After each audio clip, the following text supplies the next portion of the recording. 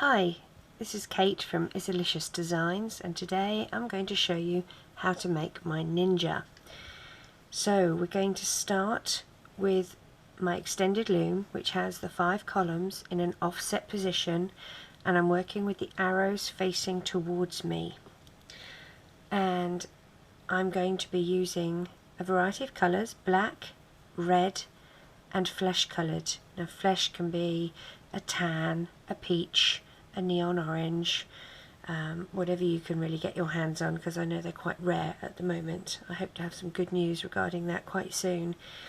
You're going to need a couple of toothpicks, and you're going to need a Sharpie, a black Sharpie. For those of you that are from other countries like me, a Sharpie is a permanent marker pen. And we'll get started. We're going to double band, which means you take 2 bands and you put them on the pegs together at the same time instead of just a single band.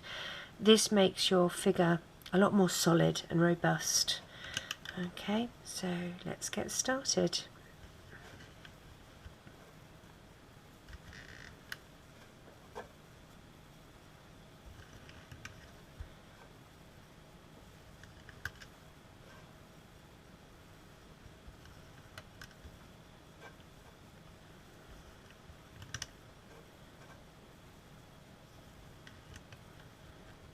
Oops. There we go. Always remember to push your bands down. I always tend to forget, and then I wonder why my bands don't fit.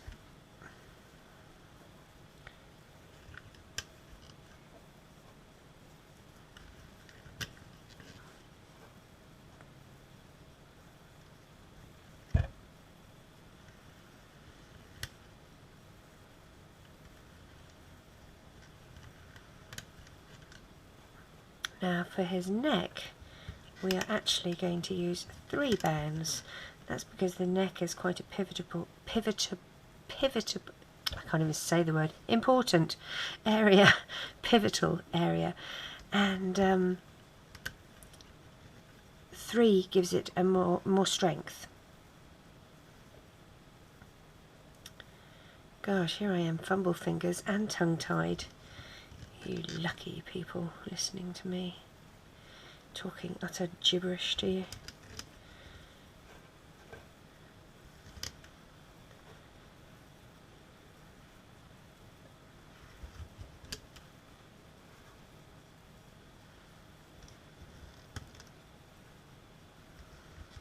Remember, we're double banding.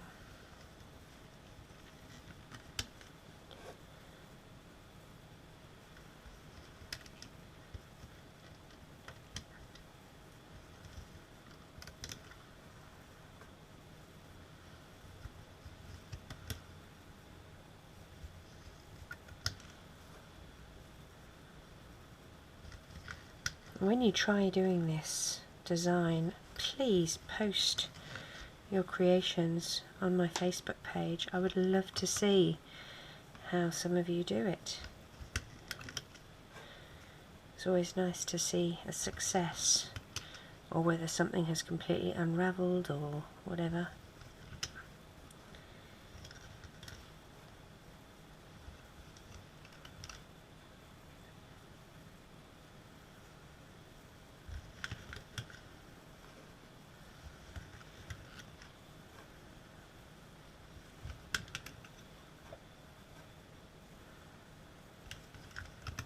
So going all the way down there, we do his stomach area. Did you know, I believe there are only 2 ninjas left alive in the world. There, that's your trivia for the day. And they're not training anymore.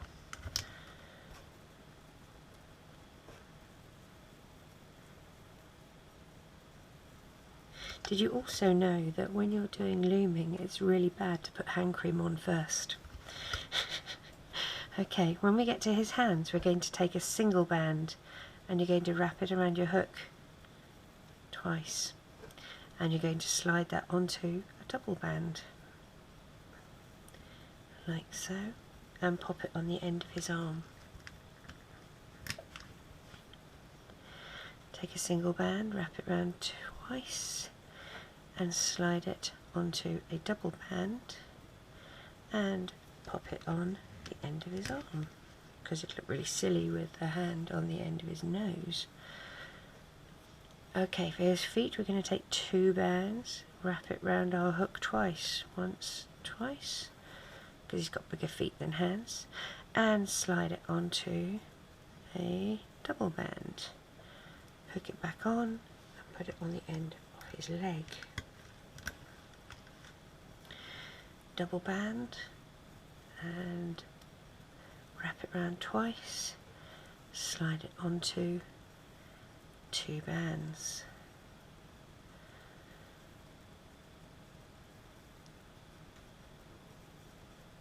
There we go.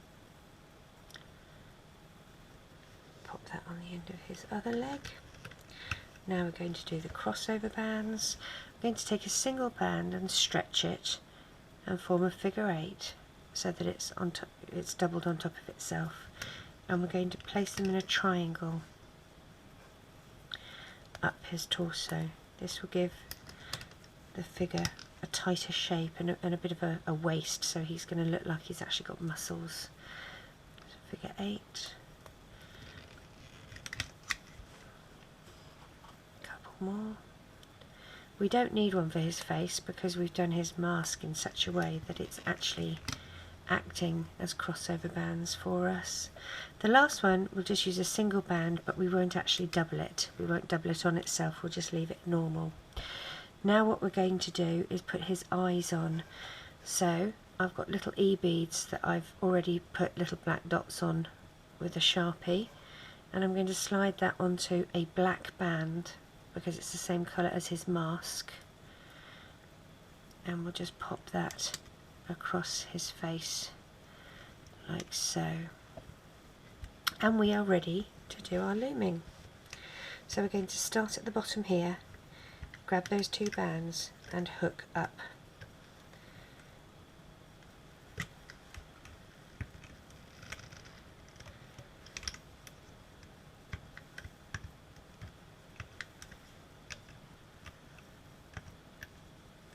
And when we get to this area, we're going to move this end of the band over the top like that. It gives it a tighter feel.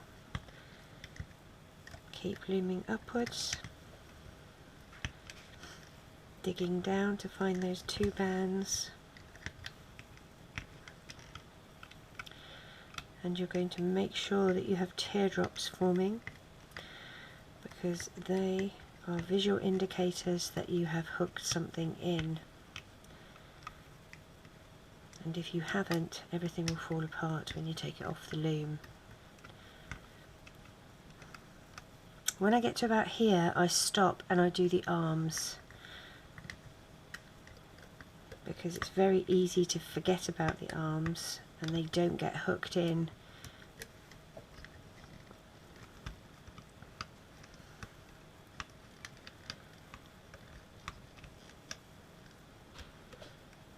So now we're hooking the torso up to the shoulders,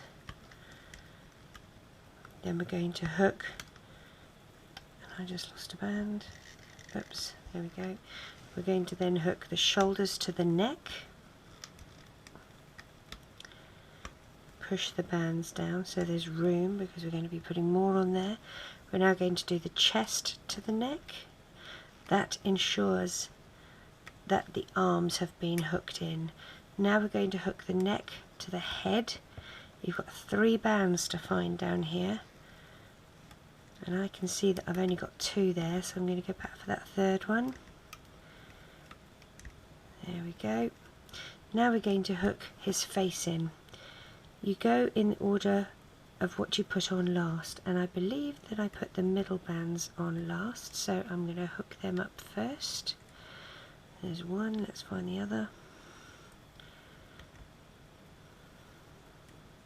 There we go. And now we'll do the side bands, one side and the other side. We're now going to hook his mask across his face. Go in here and find those 2 bands to hook across. Push them down again. Now we're going to hook up and up. We're going to hook his face up, the centre of his face up, and we're going to hook the sides across.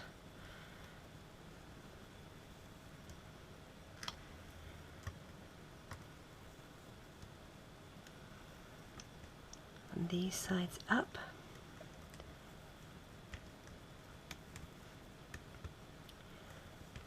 These sides across to the middle. And then last but not least, we're going to tie it all in with the middle band up to the top. Then we're going to take 2 clear bands, push our hook down the middle and out the side, hook our 2 clear bands on and pull that up through the channel, and we're going to knot those on so that it's secure. And then we can ease our little figure off the loom. I use the back of a metal crochet hook. As I say on all my videos, I find it's easier to gently ease him off the loom rather than have bands break, which is always depressing.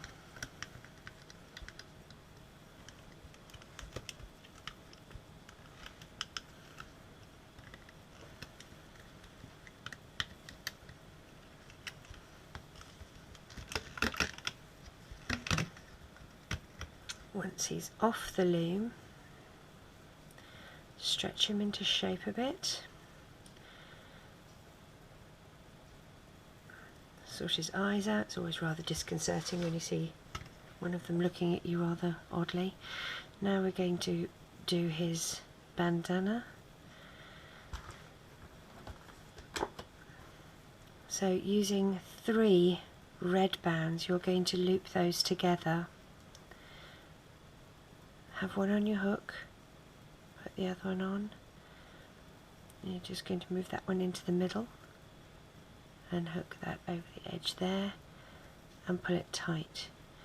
Do the same again, push it into the middle, hook it over and pull that over. So you've now sort of got a daisy chain of red bands. Finding the side of his head, you're going to slide your hook through and capture this red band and pull it through. Go around to the other side, and I like to tie his bandana on the side of his head, and so that it doesn't move up and down, I try and catch it between 2 of the bands there, like so. So go the other side and grab that side of the red. When I tie a knot, I like to have one side of my band on a hook. It makes it easier to just tie, for some reason I find.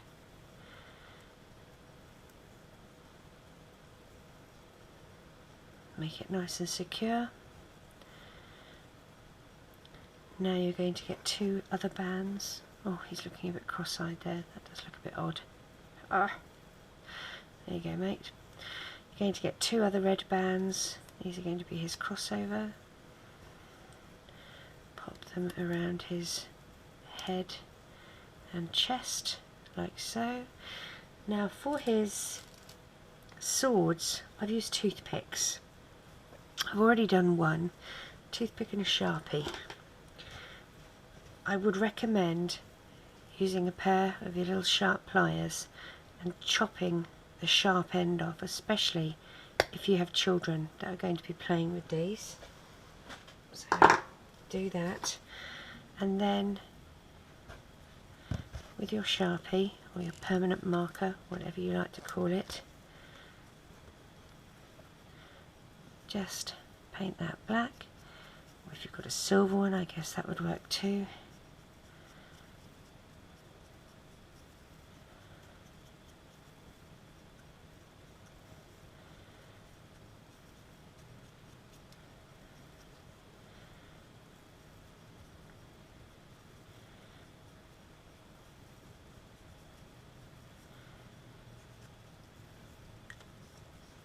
And then what we're going to do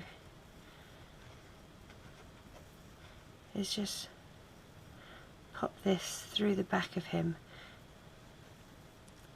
but put it under a couple of the bands as well, just so that it's a little bit more secure than just going through the 2 red bands. There we are, so those are in there. They're his swords. And there you have a ninja. Thank you very much for listening. Hope yours turns out well, and as I said, I would love to see. Take care.